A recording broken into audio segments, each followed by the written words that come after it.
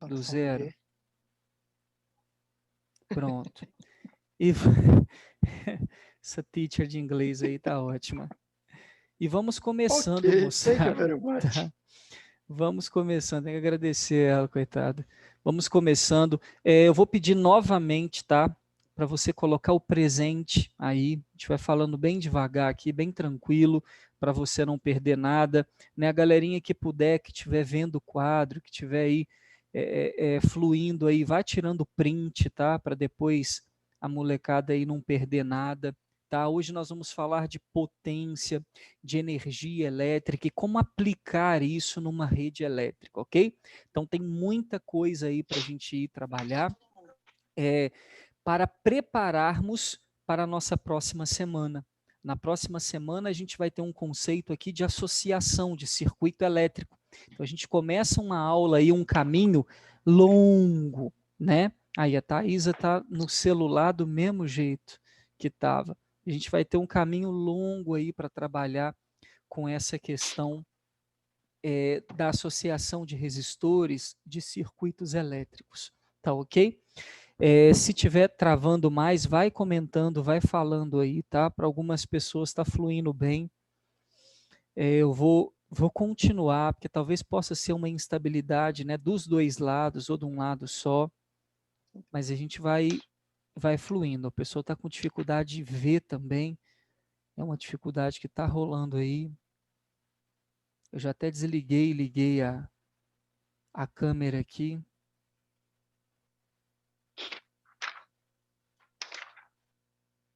Para saber se não é esse o problema. Lindões, veja bem, estamos falando de leis de Ohm, ok? E a primeira lei de Ohm, muito importante, você ri, eu disse para você, pode ser combinada com o conceito de energia elétrica. A gente vai colocar aqui um asterisco e escrever para você, ó, energia elétrica, ok? Talvez uma das perguntas mais recorrentes em eletricidade de todos os anos do Enem, desde que quando começou essa brincadeira aí de Enem, quando era ainda o antigo Enem, essa pergunta de energia elétrica cai. Por quê? Porque a gente está trabalhando com uma máquina, né? Legal. Uma máquina que trabalha. E toda máquina, poxa, toda máquina trabalha, né? Por isso tem um rendimento, a gente aprende isso lá na mecânica. Quando você conecta essa máquina elétrica a um circuito elétrico, você sabe que essa máquina vai trabalhar. E se ela trabalha num determinado tempo, a gente diz que essa máquina, que por favor, tem resistência elétrica. A gente nunca pode esquecer que essa máquina é considerada na física um resistor. A gente vai chamar de R. Esse resistor comumente vai aparecer aí com aquela simbologia, né? Vou colocar aqui, ó, resistor com essa simbologia aqui, né? Que nós chamamos ali de eletrocardiograma, né? Esse tracejadinho, mais compridinho, não tem problema não. O resistor tem essa representação. Qual é a função do resistor num circuito elétrico? Ele tem dupla função, né? Na verdade, ele tem duas funções. Existem os resistores chamados de imersão e os resistores chamados de controle. O que é o resistor de imersão? O que é o resistor de controle? O resistor de imersão é aquele que serve para aquecer o meio no qual ele está. Já o resistor de controle é aquele que serve para controlar a corrente elétrica num determinado aparelho. Por exemplo, se você pega um aparelho de DVD, se você pega, isso a gente falou aí na semana passada, né, essa situação de controle, se você pega um rádio, ele não foi feito para esquentar, acaba que esquenta, é um aparelho elétrico, a gente sabe disso, tem efeito Joule. O porém é que ali as resistências elétricas ou resistores que tem nas placas de circuito estão ali para somar com a resistência de todo o aparelho para compor um valor chamado resistência equivalente. O que essa resistência equivalente vai fazer? Controlar a quantidade de corrente que vai entrar naquele aparelho através da equação VR vezes I. Claro, né? Se eu tenho uma voltagem definida, vou ligar o meu aparelho na tomada, 110. Se eu tenho uma resistência definida, eu vou ter uma corrente definida, a gente já falou sobre isso. Então, nós temos aqui dois resistores, né? O resistor de imersão, conhecido pelo aquecimento, aonde eu tenho o resistor de imersão barra aquecimento. Eu tenho esse resistor no ferro elétrico, lá no secador de cabelo, no chuveiro elétrico, nas chapinhas, nos aparelhos de aquecer chapas em geral, né? A misteira, por exemplo, as chapas. Então tá aí o resistor de imersão e nós temos o resistor de controle. Ok? Que é justamente para o controle da corrente elétrica. Muito bem, Simon. Resistor de imersão, resistor de controle, essa máquina, por exemplo, se for uma televisão, né? Em suma, é um resistor de controle ali, porque ela não foi feita para esquentar. Se for um chuveiro, é um resistor de imersão feita para o aquecimento. O fato é que essa máquina trabalha, e se ela trabalha num determinado tempo, ela tem uma potência. Por definição, essa potência é PET, não é isso? A energia transformada por unidade de tempo. Multiplicando o cruzado, a gente chega na famosa equação de energia, né? Equação EPT, tá aí, ó. EPT é a equação de energia, muito utilizada para o cálculo da energia elétrica. Você vai rever isso aqui lá com o Tarsis, na mecânica, quando for falar de trabalho e energia, mas já adianto a você que a gente utiliza muito essa parte no conceito elétrico, quando a gente quer calcular a quantidade de energia elétrica que um determinado aparelho consome ali. Então, nós temos a energia que no sistema internacional é joule, aqui a gente vai trabalhar com a unidade quilowatt-hora. Lembra disso? Quilowatt-hora, que você paga por ele aí, né, moçada? Lá no através da sua conta da Energisa, da CEMIG, enfim, da empresa de energia elétrica, que é o produto da potência em quilowatt e do tempo em hora, ok? Então você já entenda que para trabalhar com unidades elétricas, eu preciso fazer transformações. A primeira transformação é lembrar que a potência que você encontra, ou até mesmo que vem para você como dado nominal em watt, eu vou ter que transformar para kilowatt. Lembra que quilo é 1000. Se essa máquina aqui, por exemplo, tem uma potência de 5.000 watts, show de bola, eu tenho aqui 5 kilowatt, já que 1000 representa para a gente quilo, perfeito? Então, 5.000 watts, 5 kilowatts, legal. E ela vai ser ligada durante um determinado tempo, que eu repito, no sistema internacional é segundos, você vai precisar sempre lembrar do conceito de hora. Nos exercícios de energia elétrica, né, de consumo de energia elétrica, você não deve se preocupar, porque a maioria dos tempos vai vir em minutos ou já em horas. Então a gente não precisa se preocupar com relação a isso. Então teremos o quilowatt da potência vezes o tempo em horas, e aí você tem a unidade da energia elétrica. O que o exercício vai trazer para você é, em Manhuaçu, o quilowatt-hora custa 90 centavos. Quanto vai gastar esse aparelho ligado por mês? Poxa, eu vou calcular. Pego a potência, 5 quilowatts, multiplico pelo tempo que ele vai ficar ligado por dia, multiplico por 30 para virar o mês, e aí o valor de quilowatt-hora eu vou multiplicar por 0,9, 90 centavos.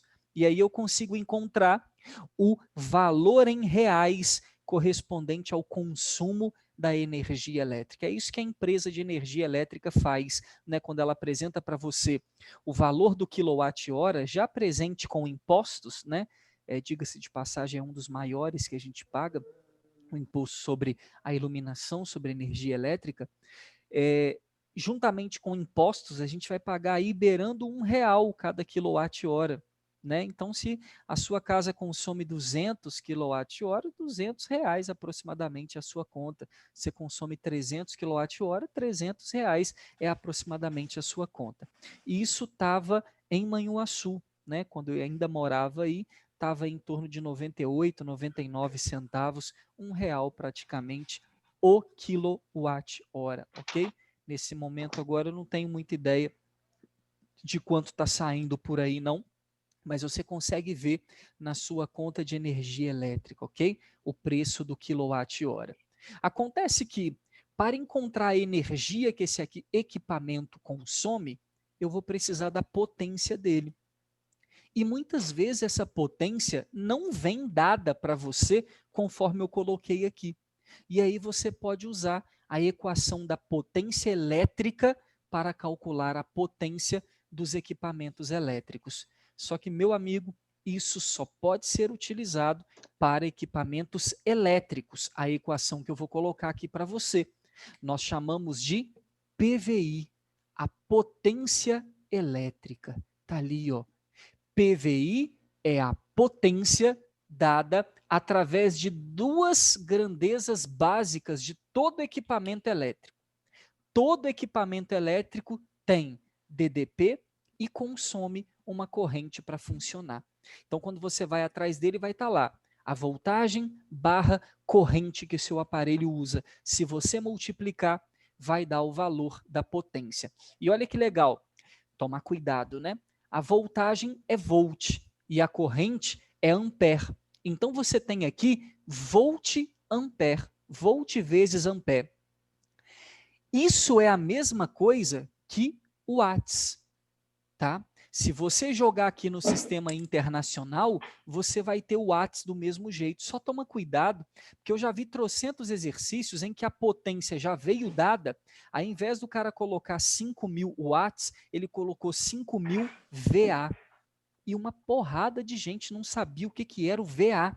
E pega mesmo as pessoas. O que é o VA? Volt-ampere, que é a unidade de potência, meu querido, ok? Que é a unidade de potência. E por isso, somente por isso, a gente consegue trabalhar a potência V vezes I também em watts. Isso para a potência elétrica. Simon, se eu quiser colocar aqui na equação de potência também a resistência elétrica, eu posso? Claro que pode. Se você combinar no lugar do V e no lugar do I, os valores da equação você ri.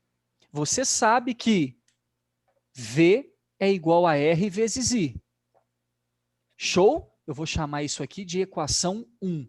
E você sabe que I, isolando o I, né, é V sobre R. Vou chamar isso aqui de equação 2. Você tem V aqui e tem I aqui. Então, no primeiro momento, o que a física fez? Tirou esse V e substituiu no lugar do V R vezes I. E escreveu a equação de potência. E encontrou R vezes I vezes I. R vezes I ao quadrado. Simon, para chegar aqui, ele combinou, então, a voltagem com a equação número 1. Depois, ele segurou a voltagem e substituiu o I, V sobre R. Ficou V que multiplica V sobre R. V ao quadrado sobre R. E essas três equações, meu querido, PVI, RI ao quadrado e V ao quadrado sobre R, são utilizadas para calcular a potência de uma máquina elétrica. Simon, Potência de uma máquina? Sim, potência de uma máquina. Posso usar qualquer uma das três? Pode usar qualquer uma das três. Nos livros, quando você vai ler a matéria, estudar bonitinho, você vai perceber que essas duas equações são chamadas de potência dissipada por um resistor. Teoricamente, essa equação foi para demonstrar para você a potência que o resistor joga fora. Porque o resistor é o cara que trabalha, que por isso ele aquece, né? E ele joga fora uma certa potência. Só que essas equações são muito utilizadas quando eu estou calculando resistores de imersão, de aquecimento. Então, quando o cara vai trabalhar com um chuveiro, com uma misteira, com um secador de cabelo, esse calor que é jogado fora acaba que é aproveitado, né? Porque está sendo jogado fora ali na água. 100% é jogado fora? Ou 100% é utilizado pela água? Claro que não. Uma parte é dissipada para o ar, uma parte é dissipada pelo meio. Só que a gente não leva em consideração essa questão de rendimento aqui. Você vai observar ao longo das questões, né, que a potência de uma lâmpada, a potência de uma televisão, a potência de um chuveiro elétrico pode ser calculada usando PVI, RI ao quadrado ou V ao quadrado sobre R. Não importa, né, o material, o corpo ali que a gente está trabalhando, nós temos aqui, né, de certa forma, a potência calculada por três equações. Então, posso trabalhar no circuito elétrico com as três? Pode sim. Né? Então, qual é o objetivo dessa primeira parte da aula? Aplicar o conceito de potência elétrica, você está entendendo aqui que eu tenho condições elétricas, para depois aplicar na energia elétrica e assim calcular o consumo de energia elétrica dentro de uma determinada máquina, ok? É assim que vai funcionar. Então, vou usar as equações de potência e aplicar na energia elétrica. Pode printar, por favor, essa primeira parte. Tem algum áudio aberto aí, moçada?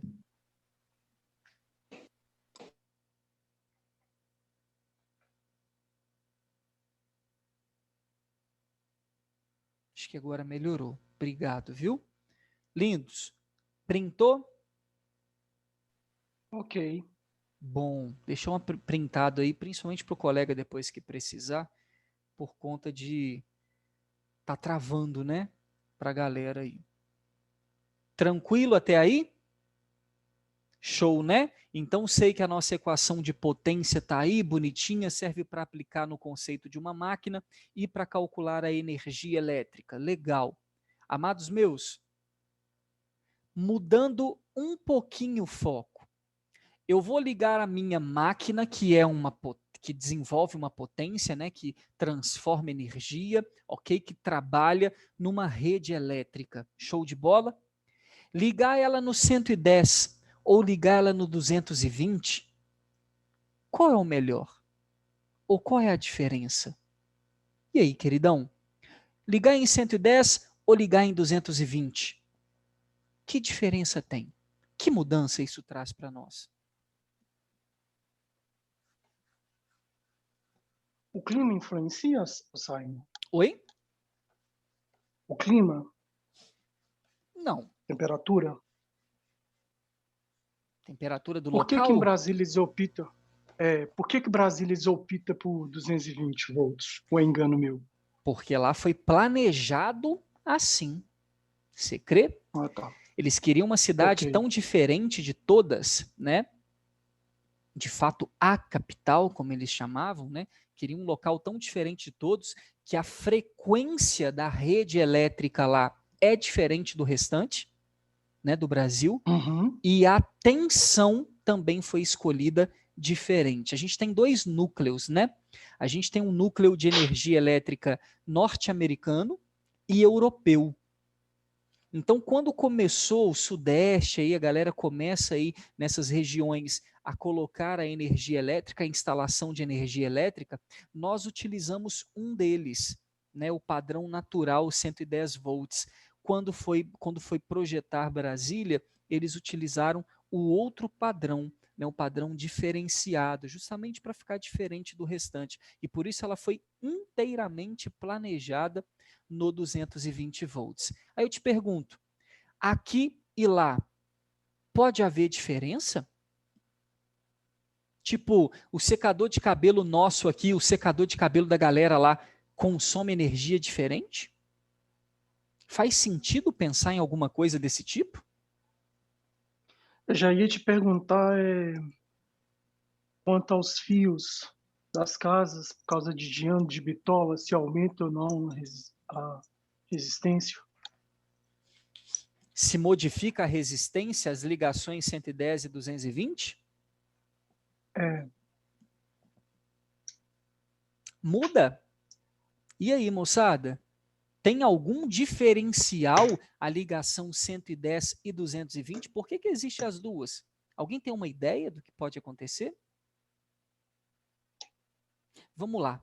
Para você entender essa diferença, vamos entender do início o que está acontecendo aqui. Primeira coisa, suponha que a gente tem uma máquina, ok? Pode ser um secador de cabelo, tá? Uma máquina qualquer aí que você imaginar, elétrica, de 110 volts. Simon, essa máquina, ela só pode ser ligada em 110? Estou dizendo para você que só pode ser ligada em 110. Ah, então ela não é aquela que é de 2 voltagens, não? Que chama bivolt? Não, não é. Essa é monovolt. Ela só pode ser ligada em 110. Máquinas que são monovolts têm apenas um circuito elétrico dentro delas. Você já vai entender. Portanto, elas têm uma resistência elétrica. Show? Acontece que, quando você compra ela, vai estar estabelecido em algum lugar dela, ou no manual, ou num papel, vai estar escrito lá, 110 volts, potência tal, corrente tal. Lindo. Significa que essa máquina vai trabalhar naquela potência se ela for ligada em 110.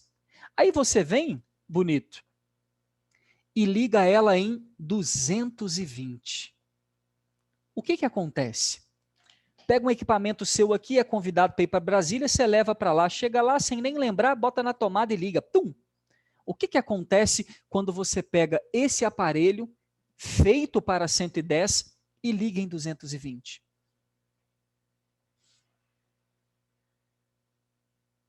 O que você acha que acontece?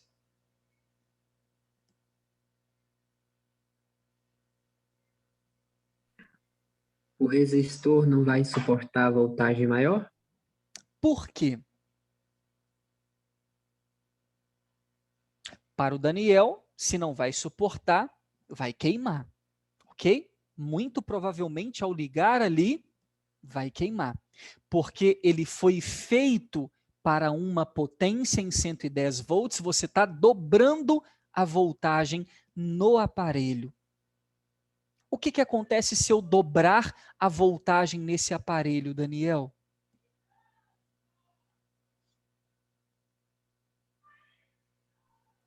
Ah, não sei. A potência dele vai continuar a mesma?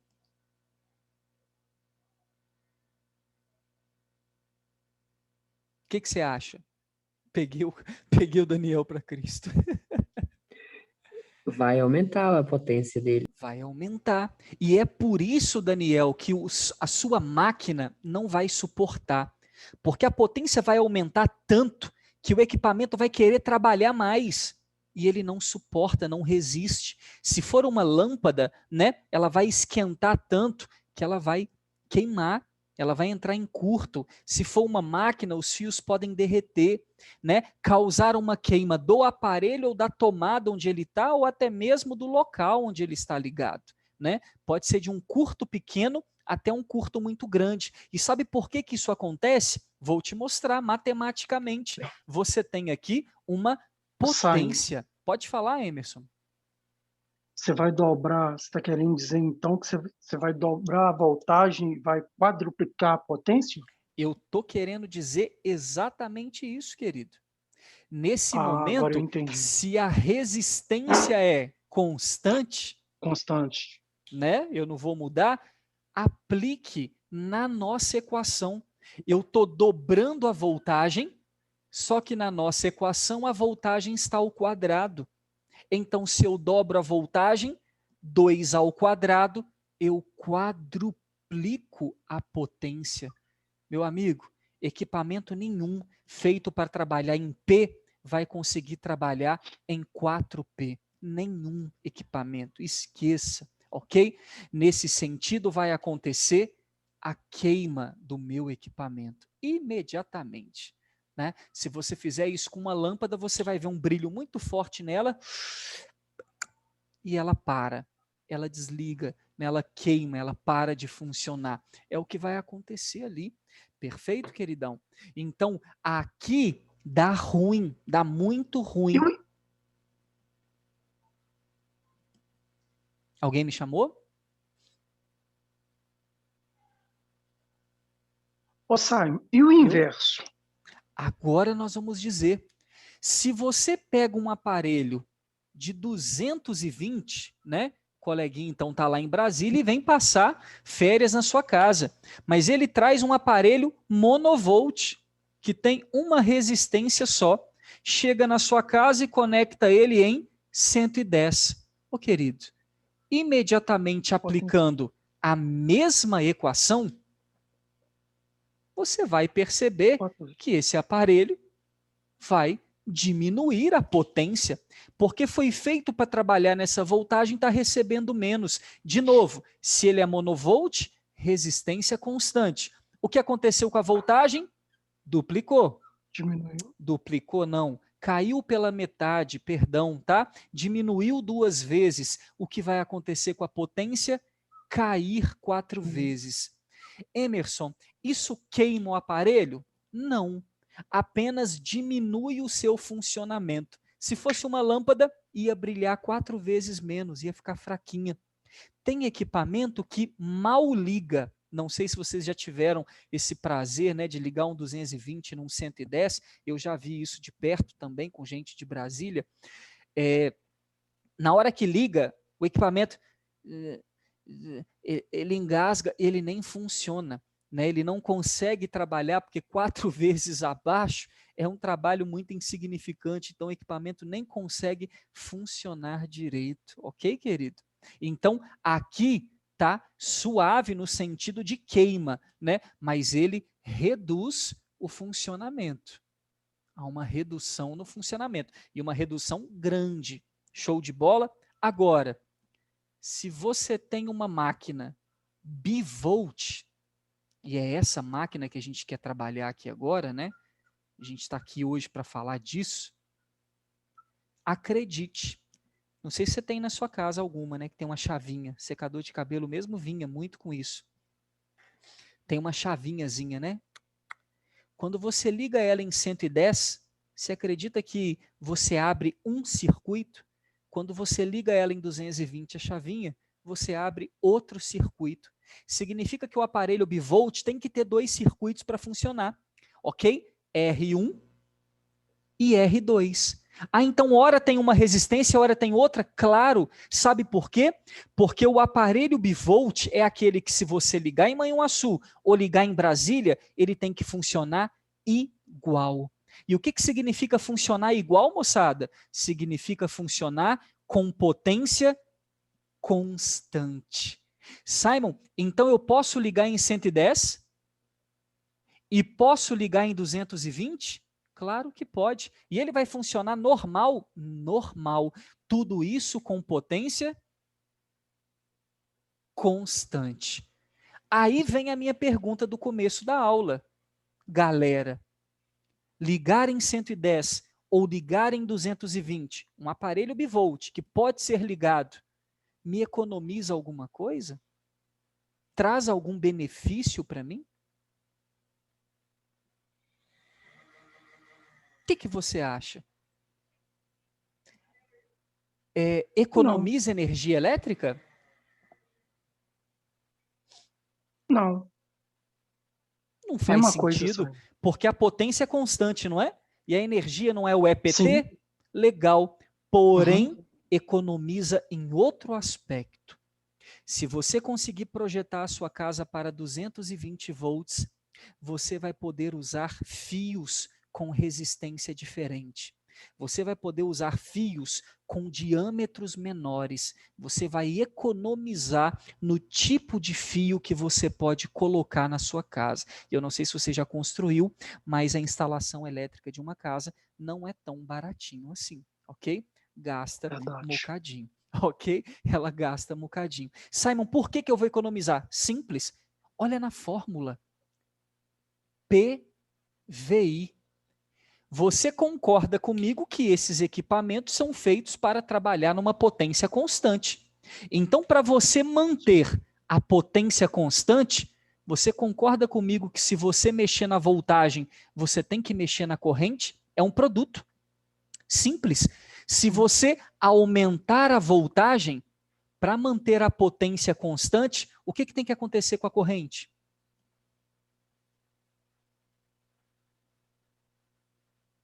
É um produto. Se você aumenta o termo A, o que tem que fazer com o termo B?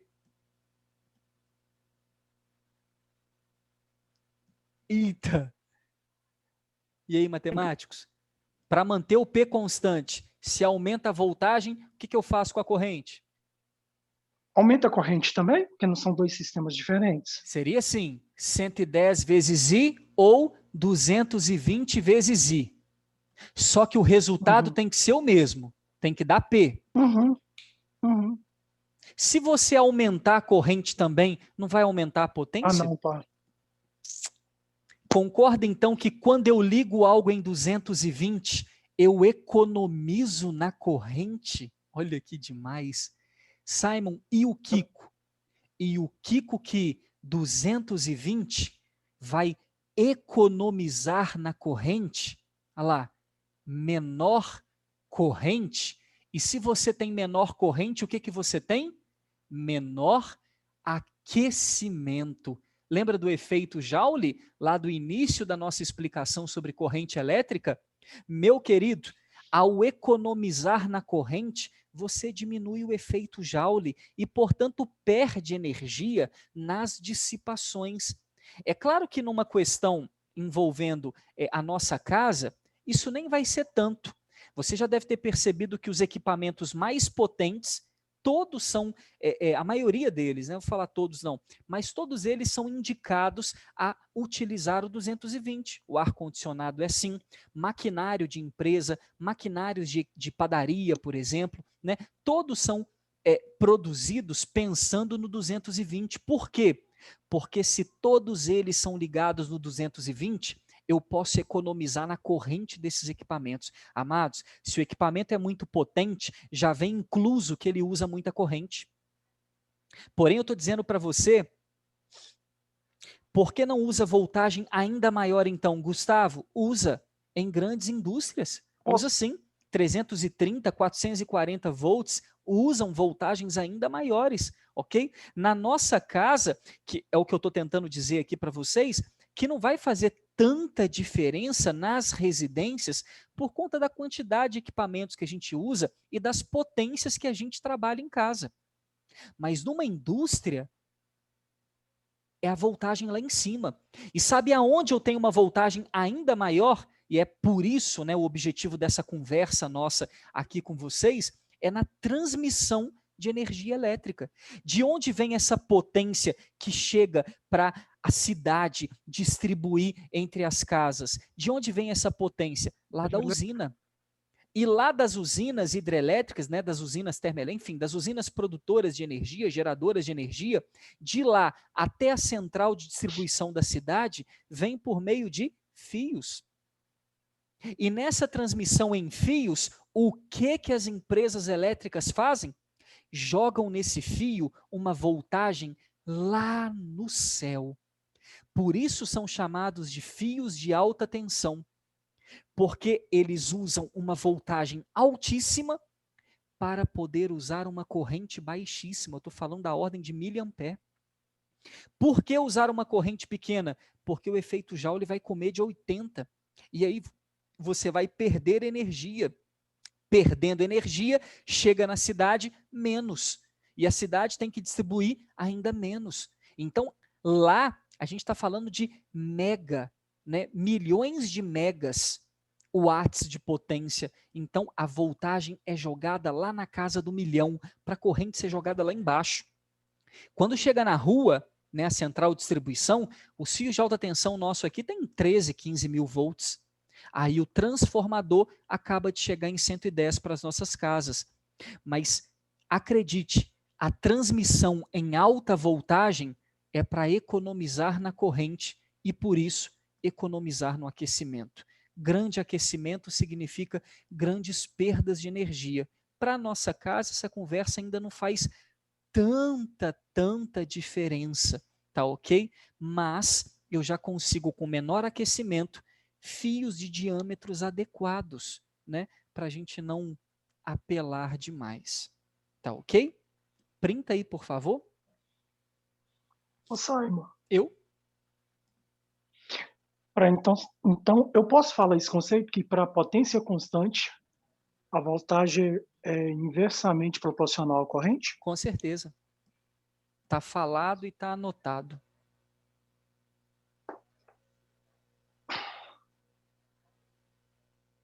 Show? Tira o print, a gente vai terminar a qualquer segundo e a gente vai ficar por aqui, tá? A gente vai retornar na nossa aula extra um pouco mais adiante, tá bom? Só por causa daquele compromisso lá. Então o link 2 pode esquecer, tá bom? A gente vai encerrando Obrigado, por professor. aqui. Que é isso, eu que agradeço, gente. Em breve a gente volta com a parte extra da nossa aula.